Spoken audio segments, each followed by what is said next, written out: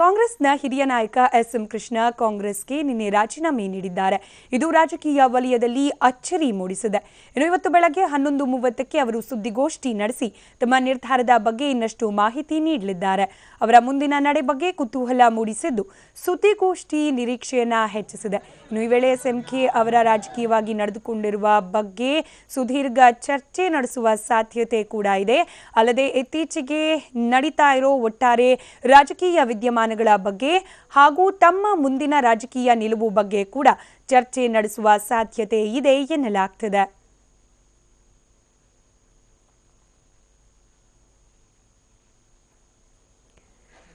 ನನಗೆ ದಿಢೀರಂತ ರಾಜಕೀಯ ಅಂದರೆ ಕಾಂಗ್ರೆಸ್ಗೆ ನಿವೃತ್ತಿಯನ್ನು ಘೋಷಿಸಿದ ಎಸ್.ಎಂ. ಕೃಷ್ಣ ಅವರ ನಿವಾಸಕ್ಕೆ ಸಾಕಷ್ಟು ಜನ ಕಾಂಗ್ರೆಸ್ನ ಮುಖಂಡರು ನಿನ್ನೆ ತೆರಳಿ ಅವರ ಮನವೊಲಿಸುವ ಪ್ರಯತ್ನವನ್ನ ಪಟ್ಟರಾದರೂ ಕೂಡ ಅದು ಫಲಪ್ರದವಾಗಲಿಲ್ಲ. ಇವತ್ತು ಸುದ್ದಿಗೋಷ್ಠಿಯನ್ನ ನಡೆಸಲಿದ್ದಾರೆ ಎಸ್.ಎಂ. ಕೃಷ್ಣ. ಹಾಗಾಗಿ ಅವರ ಮುಂದಿನ ನಡೆ ಏನಾಗಿರಲಿದೆ, ಕಂಪ್ಲೀಟ್ ಆಗಿ ರಾಜಕೀಯದಿಂದ ಹಿನ್ನಡೆಯನ್ನ ಇಡ್ತಾರಾ ಅಥವಾ ಬೇರೆ ಏನಾದರೂ ಮಾರ್ಗವನ್ನ ಅನುಸರಿಸ್ತಾರಾ ಅನ್ನೋ ಒಂದು ಪ್ರಶ್ನೆ ಇದೀಗ ಎಲ್ಲರ ಮುಂದೆ ಇರೋದು.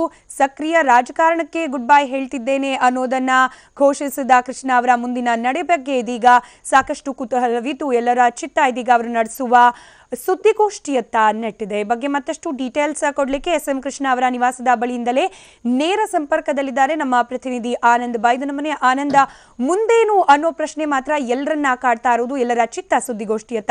ಸೊ ಏನೆಲ್ಲ ನಿರೀಕ್ಷೆ ಇದೆ ಇವತ್ತಿನ ಸುದ್ದಿಗೋಷ್ಠಿಯಲ್ಲಿ? ಸ್ಮಿತಾ, 5 ದಶಕಕ್ಕೆ ಹೆಚ್ಚ ಕಾಲ ರಾಜ್ಯ ರಾಜಕಾರಣದಲ್ಲಿ ತಮ್ಮದೇ ಆಗಿರತಕ್ಕಂಥ ಛಾಪು ಮೂಡಿಸಿರುವಂತಹ ಎಸ್.ಎಂ. ಕೃಷ್ಣ ಅವರು ಕಾಂಗ್ರೆಸ್ಗೆ ಗುಡ್ ಬೈ ಹೇಳಿದ್ದಾರೆ. ಈ ಕುರಿತಾಗಿ ಕೇಂದ್ರದ ಕಾಂಗ್ರೆಸ್ ನಾಯಕಿಯಾಗಿರುವ ಸೋನಿಯಾ ಗಾಂಧಿ ರಾಜೀನಾಮೆ ಪತ್ರವನ್ನು ಕೂಡ ಅವರು ರವಾನೆ ಮಾಡಿದ್ದಾರೆ. ಎಸ್.ಎಂ. ಕೃಷ್ಣ ಅವರ ಈ ನಿರ್ಧಾರ ಸಹಜವಾಗಿ ರಾಜ್ಯ ರಾಜಕಾರಣದಲ್ಲಿ ಒಂದು ರೀತಿ ಸಂಚಲನ ಮೂಡಿಸಿರತಕ್ಕಂಥ ಹಿನ್ನೆಲೆಯಲ್ಲಿ ಎಸ್.ಎಂ. ಕೃಷ್ಣ ಅವರನ್ನ ಭೇಟಿ ಮಾಡಿರತಕ್ಕಂಥ ಕಾಂಗ್ರೆಸ್ ನಾಯಕರುಗಳು ಅವರ ಮನವೊಲಿಸುವಂತಹ ಪ್ರಯತ್ನವನ್ನು ಕಳೆದ ರಾತ್ರಿಯಿಂದಲೂ ಕೂಡ ಮಾಡ್ತಾ ಇದ್ರು. ಆದರೂ ಕೂಡ ತಮ್ಮ ನಿರ್ಧಾರಕ್ಕೆ ಬದ್ಧವಾಗಿರುವುದಾಗಿ ಎಸ್.ಎಂ. ಕೃಷ್ಣ ಘೋಷಣೆ ಮಾಡಿರತಕ್ಕಂಥ ಹಿನ್ನೆಲೆಯಲ್ಲಿ ಅವರನ್ನ ಹೈಕಮಾಂಡ್ ನಾಯಕರು ಇವತ್ತು ಮನವೊಲಿಸ್ತಾರೆ ಅಂತಕ್ಕಂಥ ಮಾಹಿತಿಗಳು ಕೂಡ ಲಭ್ಯವಾಗಿದೆ. ಅದರ ಬೆನ್ನಲ್ಲೇ ಇವತ್ತು 11 ಗಂಟೆಗೆ ಸರಿಯಾಗಿ ಎಸ್.ಎಂ. ಕೃಷ್ಣ ಅವರು ಸುದ್ದಿಗೋಷ್ಠಿಯ ಮೂಲಕ ತಾವು ಯಾಕೆ ಕಾಂಗ್ರೆಸ್ಗೆ ರಾಜೀನಾಮೆ ಕೊಟ್ಟಿರತಕ್ಕಂಥದ್ದು ಮತ್ತು ಅವರ ಮುಂದಿನ ನಿರ್ಧಾರಗಳು ಮತ್ತು ರಾಜಕಾರಣದ ತಾವು ಮಾಡ್ಕೊಂಡು ಬಂದಿರತಕ್ಕಂಥ ಸಾಧನೆ, ಈ ಎಲ್ಲ ವಿಚಾರಗಳನ್ನ ಸಂಪೂರ್ಣವಾಗಿ ಅವರು ಮಾಧ್ಯಮಗಳಿಗೆ ಈ ಮೂಲಕ ನೀಡುವುದರ ಮೂಲಕ ರಾಜ್ಯ ಜನರಿಗೆ ಒಂದು ಸಂದೇಶವನ್ನು ರವಾನೆ ಮಾಡಲಿಕ್ಕೆ ತೀರ್ಮಾನ ಮಾಡಿದ್ದಾರೆ. ಹಾಗಾಗಿ 11 ಗಂಟೆ ನಡೆಯುವಂತಹ ಸುದ್ದಿಗೋಷ್ಠಿ ಅತ್ಯಂತ ಮಹತ್ವವನ್ನು ಪಡ್ಕೊಂಡಿರತಕ್ಕಂಥದ್ದು. ರಾಜ್ಯ ರಾಜಕಾರಣದಲ್ಲಿ ತಮ್ಮದೇ ಆಗಿರತಕ್ಕಂಥ ಪ್ರಾಬಲ್ಯ ಮತ್ತು ಛಾಪು ಮೂಡಿಸಿಕೊಂಡು ಬಹಳ ವರ್ಷಗಳ ಕಾಲ ರಾಜಕಾರಣ ಮಾಡ್ಕೊಂಡು ಬಂದಿರತಕ್ಕಂಥ ಎಸ್.ಎಂ. ಕೃಷ್ಣ ಅವರು ರಾಜಕಾರಣದ ಕೊನೆಯ ದಿನಗಳಲ್ಲಿ ಯಾಕೆ ಈ ನಿರ್ಧಾರ ತೆಗೆದುಕೊಂಡ್ರು ಅಂತಕ್ಕಂಥ ಚರ್ಚೆಗಳು ಕಾಂಗ್ರೆಸ್ ಅಂಗಳದಲ್ಲಿ ಬಹಳ ಗಂಭೀರವಾಗಿ ನಡೀತಾ ಇದೆ. ಹಾಗಾಗಿ ಬಹುತೇಕ ಎಲ್ಲಾ ನಾಯಕರಿಂದಲೂ ಕೂಡ ಎಸ್.ಎಂ. ಕೃಷ್ಣ ಅವರು ಈ ನಿರ್ಧಾರ ತೆಗೆದುಕೊಳ್ಳಬಾರದಾಗಿತ್ತು ಅಂತಕ್ಕಂಥ ಅಭಿಪ್ರಾಯಗಳು ವ್ಯಕ್ತವಾಗ್ತಿರುವಂತಹ ಹಿನ್ನೆಲೆಯಲ್ಲಿ ಈಗ ಅವರನ್ನ ಮನವೊಲಿಸತಕ್ಕಂಥ ಪ್ರಯತ್ನವನ್ನ ಕಾಂಗ್ರೆಸ್ನ ಹೈಕಮಾಂಡ್ ಮಾಡ್ತಾ ಇದೆ. ಹಾಗಾಗಿ ಕಾಂಗ್ರೆಸ್ನ ಕೆಲ ನಾಯಕರುಗಳು ದೂರವಾಣಿ ಮೂಲಕ ಎಸ್.ಎಂ. ಕೃಷ್ಣ ಅವರು ಸಂಪರ್ಕ ಮಾಡೋದ್ರ ಮೂಲಕ ಅವರ ರಾಜೀನಾಮೆಯನ್ನು ಹಿಂಪಡಿಲಿಕ್ಕೆ ಮತ್ತು ಆ ಮೂಲಕ ರಾಜೀನಾಮೆ ಕೊಡೋದ್ರ ಮೂಲಕ ಸಕ್ರಿಯ ರಾಜಕಾರಣ ದೂರ ಹೋಗುವ ನಿರ್ಧಾರ ತೆಗೆದುಕೊಂಡಿರತಕ್ಕಂಥ ಎಸ್.ಎಂ. ಕೃಷ್ಣ ಅವರ ಮನವೊಲಿಸತಕ್ಕಂಥ ಎಲ್ಲ ಹಂತ ಪ್ರಯತ್ನ ಮಾಡಲಿಕ್ಕೆ ಕಾಂಗ್ರೆಸ್ ಹೈಕಮಾಂಡ್ ಮುಂದಾಗಿದೆ. ಹಾಗಾಗಿ ಸುದ್ದಿಗೋಷ್ಠಿಯ ಮುನ್ನವೇ ಕಾಂಗ್ರೆಸ್ ನಾಯಕರುಗಳು ಎಸ್.ಎಂ. ಕೃಷ್ಣ ಅವರ ಜೊತೆ ಮಾತಾಡ್ತಾರೆ ಅಂತಕ್ಕಂಥ ಮಾಹಿತಿಗಳು ಕೂಡ ಲಭ್ಯವಾಗಿದೆ. ಇನ್ನೊಂದು ಬಹಳ ಪ್ರಮುಖವಾಗಿ ಎಸ್.ಎಂ. ಕೃಷ್ಣ ಅವರು ಯಾಕೆ ಇಂಥ ನಿರ್ಧಾರ ತೆಗೆದುಕೊಳ್ಳೋದ್ರ ಬಗ್ಗೆ ಯಾವುದೇ ರೀತಿಯ ಸಮಜಾಯಿಷನ್ನು ಕೂಡ ಯಾವುದೇ ಕಾಂಗ್ರೆಸ್ ನಾಯಕರಿಗೆ ಕೂಡ ಇನ್ನೂ ಬಿಟ್ಟುಕೊಟ್ಟಿಲ್ಲ. 11 ಗಂಟೆ ನಡೆಯುವಂತಹ ಸುದ್ದಿಗೋಷ್ಠಿಯಲ್ಲಿ ಈ ಕುರಿತಾಗಿರುವಂತಹ ಸಂಪೂರ್ಣದ ಮಾಹಿತಿಯನ್ನು ಕೊಡಲಿಕ್ಕೆ ಎಸ್.ಎಂ. ಕೃಷ್ಣ ಅವರು ನಿರ್ಧಾರ ಮಾಡಿದ್ದಾರೆ. ಅದಕ್ಕೂ ಮುನ್ನವೇ ಕಾಂಗ್ರೆಸ್ ನಾಯಕರುಗಳು ಎಲ್ಲಾ ಸುತ್ತಿನ ಪ್ರಯತ್ನವನ್ನು ಕೂಡ ನಡೆಸ್ತಾ ಇದ್ದಾರೆ. ಎಸ್.ಎಂ. ಕೃಷ್ಣ ಅವರ ಈ ನಿರ್ಧಾರ ರಾಜ್ಯ ರಾಜಕಾರಣದ ಮೇಲೆ ಗಂಭೀರವಾಗಿರತಕ್ಕಂಥ ಪರಿಣಾಮಗಳನ್ನು ಬೀಳುವಂತ ಹಿನ್ನೆಲೆಯಲ್ಲಿ ಯಾವುದೇ ಕಾರಣ ಕೂಡ ಅಂತ ನಿರ್ಧಾರ ತೆಗೆದುಕೊಳ್ಳಬಾರದು, ರಾಜಕಾರಣದಲ್ಲಿ ಇರಬೇಕು ಅಂತ ಮತ್ತು ಕಾಂಗ್ರೆಸ್ ಅಂಗಳದಲ್ಲಿ ತಮ್ಮದೇ ಆಗಿರತಕ್ಕಂಥ ಸಲಹೆ ಸೂಚನೆ ಕೊಟ್ಟುಕೊಂಡು ಅವರು ಕಾಂಗ್ರೆಸ್ನ ಕಟ್ಟಿಗೆ ಪೂರಕವ ಶಕ್ತಿಯಾಗಿ ನಿಲ್ಲಬೇಕು ಅಂತಕ್ಕಂಥ ಅಭಿಪ್ರಾಯವನ್ನ ನಿನ್ನೆ ಭೇಟಿ ಮಾಡಿರತಕ್ಕಂಥ ಕಾಂಗ್ರೆಸ್ನ ಎಲ್ಲ ನಾಯಕರು ಕೂಡ ಎಸ್.ಎಂ. ಕೃಷ್ಣ ಅವರ ಮನವೊಲಿಸುವಂತ ಪ್ರಯತ್ನವನ್ನು ಕೂಡ ಮಾಡಿದ್ದಾರೆ. ಸ್ವತಃ ಕೆಪಿಸಿಸಿ ಅಧ್ಯಕ್ಷರಾಗಿರ್ತಕ್ಕಂಥ ಗೃಹ ಸಚಿವ ಡಾಕ್ಟರ್ ಜಿ ಪರಮೇಶ್ವರ್ ಅವರು ಕೂಡ ಖುದ್ದು ಎಸ್.ಎಂ. ಕೃಷ್ಣ ಅವರ ಭೇಟಿ ಮಾಡೋದ್ರ ಮೂಲಕ ಒಟ್ಟಾರೆ ವಿದ್ಯಮಾನದ ಬಗ್ಗೆ ಅವ್ರ ಜೊತೆ ಮುಕ್ತವಾಗಿ ಚರ್ಚೆ ಮಾಡುವಂತ ಪ್ರಯತ್ನವನ್ನು ಕೂಡ ಮಾಡಿದ್ದಾರೆ. ಆದರೂ ಕೂಡ ತಮ್ಮ ನಿರ್ಧಾರದಲ್ಲಿ ಯಾವುದೇ ರೀತಿ ಬದಲಾವಣೆ ಇಲ್ಲ ಅನ್ನೋದನ್ನ ಸ್ಪಷ್ಟವಾಗಿ ತಿಳಿಸಿರ್ತಕ್ಕಂಥ ಎಸ್.ಎಂ. ಕೃಷ್ಣ ಅವರು 11 ಗಂಟೆಗೆ ಈ ಒಂದು ನಿರ್ಧಾರ ತೆಗೆದುಕೊಳ್ಳಿಕ್ಕೆ ಯಾವ ಕಾರಣ ಅಂತಕ್ಕಂಥದ್ದನ್ನು ಸಮಜಾಯಿಸಿಕೊಳ್ಳಲಿಕ್ಕೆ ಮುಂದಾಗಿದ್ದಾರೆ.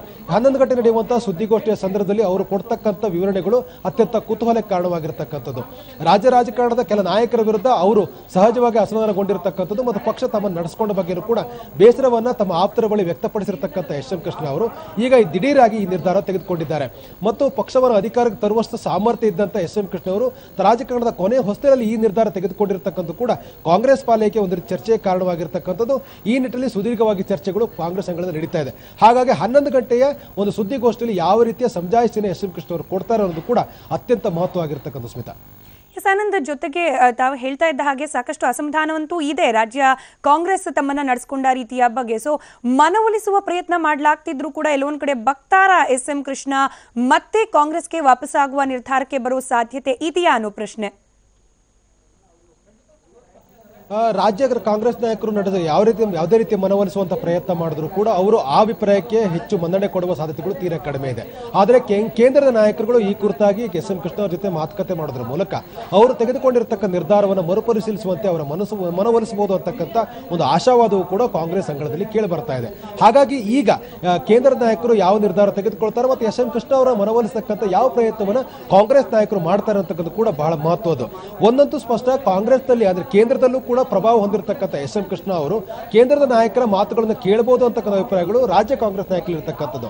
ಹಾಗಾಗಿ ನಿನ್ನೆ ಕಾಂಗ್ರೆಸ್ ನಾಯಕರು ಬಹುತೇಕ ಎಲ್ಲ ನಾಯಕರು ಬಂದು ಎಸ್.ಎಂ. ಕೃಷ್ಣ ಭೇಟಿ ಮಾಡಿದಾಗಲೂ ಕೂಡ ಯಾವುದೇ ರೀತಿ ತಮ್ಮ ನಿರ್ಧಾರದಲ್ಲಿ ಬದಲಾವಣೆ ಇಲ್ಲ ಅಂತಕ್ಕಂಥ ಒಂದು ಸ್ಪಷ್ಟವಾಗಿರ್ತಕ್ಕ ಸಂದೇಶವನ್ನು ಕೊಟ್ಟಿದ್ದಾರೆ.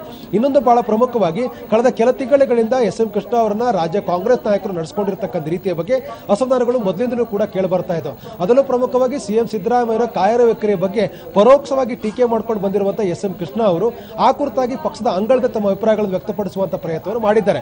ಆದರೆ ಅವರು ಬಹಿರಂಗವಾಗಿ ಯಾವುದೇ ಹಂತದಲ್ಲೂ ಕೂಡ ಈ ಸಿದ್ದರಾಮಯ್ಯ ಅವರ ವಿರುದ್ಧವಾಗಿ ವಾಗ್ದಾಳಿ ಮಾಡುವಂತ ಯಾವುದೇ ಪ್ರಯತ್ನವನ್ನು ಮಾಡಿಲ್ಲ. ರಾಜ್ಯದ ಕೆಲ ಹಿರಿಯ ಕಾಂಗ್ರೆಸ್ ನಾಯಕರು ಸಿಎಂ ಸಿದ್ದರಾಮಯ್ಯ ವಿರುದ್ಧ ವಾಗ್ದಾಳಿ ಮಾಡುವಂತ ಪ್ರಯತ್ನ ಬಹಿರಂಗವಾಗಿ ಮಾಡ್ತಾ ಇದ್ರು ಕೂಡ ಎಸ್.ಎಂ. ಕೃಷ್ಣ ಅವರು ಪಕ್ಷದ ವೇದಿಕೆ ಒಳಗಡೆ ಈ ಕುರಿತಾಗಿರುವಂತಹ ಸೂಚ್ಯವಾಗಿ ಅವರಿಗೆ ತಿಳಿಸುವಂತ ಪ್ರಯತ್ನವನ್ನು ಮಾಡ್ತಾ ಇದ್ರು. ಹಾಗಾಗಿ ರಾಜ್ಯ ನಾಯಕರ ಕಾಂಗ್ರೆಸ್ ನಾಯಕರ ನಡೆಯ ಬಗ್ಗೆ ಪಕ್ಷ ತಮ್ಮನ್ನು ನಡೆಸಿಕೊಂಡ ರೀತಿಯ ಬಗ್ಗೆ ಅಸಮಾಧಾನಗೊಂಡಿರತಕ್ಕಂಥ ಎಸ್.ಎಂ. ಕೃಷ್ಣ ಅವರು ಬಹಳ ಮಾನಸಿಕವಾಗಿ ನೊಂದು ಈ ನಿರ್ಧಾರ ತೆಗೆದುಕೊಂಡಿದ್ದಾರೆ ಅಂತಕ್ಕಂಥ ಮಾತುಗಳು ಕೂಡ ಕಾಂಗ್ರೆಸ್ ವಲಯದಲ್ಲಿ ಕೇಳಿ ಬರ್ತಾ ಇದೆ. ಆದರೆ ಈಗ ಕೇಂದ್ರ ನಾಯಕರು ಯಾವ ರೀತಿ ಅವರನ್ನು ಮನವೊಲಿಸ್ತಾರೆ ಅಂತಕ್ಕಂಥದ್ದು ಬಹಳ ಪ್ರಮುಖವಾಗಿರೋದು. ಇನ್ನೊಂದು ಬಹಳ ಪ್ರಮುಖವಾಗಿರೋದು ಅಂದ್ರೆ ಸಿಎಂ ಸಿದ್ದರಾಮಯ್ಯ ಅವರು ಎಸ್.ಎಂ. ಕೃಷ್ಣ ಅವರು ಭೇಟಿ ಮಾಡ್ತಾರೆ ಅಂತಕ್ಕಂಥ ಚರ್ಚೆಗಳು ಕೂಡ ನಿನ್ನೆಯಿಂದಲೂ ಕೂಡ ಕೇಳಿ ಬರ್ತಾ ಇತ್ತು. ಆದರೆ ಈವರೆಗೂ ಲಭ್ಯವಾಗಿರ್ತಕ್ಕಂಥ ಮಾಹಿತಿ ಪ್ರಕಾರ ಯಾವುದೇ ಹಂತದಲ್ಲೂ ಕೂಡ ಕೇಂದ್ರದ ನಾಯಕರಿಂದ ಸ್ಪಷ್ಟವಾಗಿರ್ತಕ್ಕಂಥ ಸೂಚನೆ ಬರುವ ತನಕನೂ ಕೂಡ ಸಿಎಂ ಸಿದ್ದರಾಮಯ್ಯ ಅವರು ಎಸ್.ಎಂ. ಕೃಷ್ಣ ಅವರನ್ನ ಭೇಟಿ ಮಾಡೋದಿಲ್ಲ ಅಂತಕ್ಕಂಥ ಮಾಹಿತಿಗಳು ಲಭ್ಯವಾಗ್ತಾ ಇದೆ. ಹಾಗಾಗಿ ಯಾವ ಹಂತದ ಒಂದು ಕಾರ್ಯಾಚರಣೆ ಮೂಲಕ ಈಗ ಎಸ್.ಎಂ. ಕೃಷ್ಣ ಅವರ ಮನವೊಲಿಸುವ ಪ್ರಯತ್ನವನ್ನ ಕಾಂಗ್ರೆಸ್ನ ಕೇಂದ್ರ ನಾಯಕರು ಮಾಡ್ತಾರೆ ಮತ್ತು ಕೇಂದ್ರ ನಾಯಕರು ನೀಡತಕ್ಕಂಥ ಸಲಹೆ ಸೂಚನೆ ಮತ್ತು ಅವರ ಮನವೊಲಿಕೆಯ ಪ್ರಯತ್ನಕ್ಕೆ ಎಸ್.ಎಂ. ಕೃಷ್ಣ ಅವರು ಯಾವ ರೀತಿ ಸ್ಪಂದಿಸ್ತಾರೆ ಅಂತಕ್ಕಂಥ ಕೂಡ ಮಹತ್ವವಾಗಿರ್ತಕ್ಕಂಥದ್ದು. ಹಾಗಾಗಿ ದಕ್ಷಿಣ ಹಳೆ ಮೈಸೂರು ಪ್ರಾಂತದಲ್ಲಿ ಇನ್ನೂ ಕೂಡ ಪ್ರಭಾವ ಹೊಂದಿರತಕ್ಕಂಥ ಎಸ್.ಎಂ. ಕೃಷ್ಣ ಅವರನ್ನ ಪಕ್ಷದಲ್ಲಿ ಉಳಿಸ್ಕೊಳ್ತಕ್ಕಂಥದ್ದು ಮತ್ತು ಆ ಮೂಲಕ ಕಾರ್ಯಕರ್ತರಿಗೆ ಒಂದು ಸ್ಪಷ್ಟವಾದ ಸಂದೇಶವನ್ನು ರವಾನೆ ಮಾಡತಕ್ಕಂಥ ಜವಾಬ್ದಾರಿ ಕೂಡ ರಾಜ್ಯ ನಾಯಕರ ಮೇಲಿದೆ. ಹಾಗಾಗಿ ಎಸ್.ಎಂ. ಕೃಷ್ಣ ಅವರ ಆ ನಿರ್ಧಾರದ ಅವರ ಮನವೊಲಿಸಿ ಅವರನ್ನು ಕಾಂಗ್ರೆಸ್ನಲ್ಲಿ ಉಳಿಸ್ಕೊಳ್ತಕ್ಕಂಥ ಯಾವ ಹಂತದ ಪ್ರಯತ್ನವನ್ನ ರಾಜ್ಯ ನಾಯಕರು ಕೇಂದ್ರ ನಾಯಕರು ಮಾಡ್ತಾರೆ ಅಂತಕ್ಕಂಥದ್ದು ಕೂಡ ತೀವ್ರ ಕುತೂಹಲಕ್ಕೆ ಕಾರಣವಾಗಿರೋದು. ಸ್ಮಿತಾ, ಧನ್ಯವಾದ.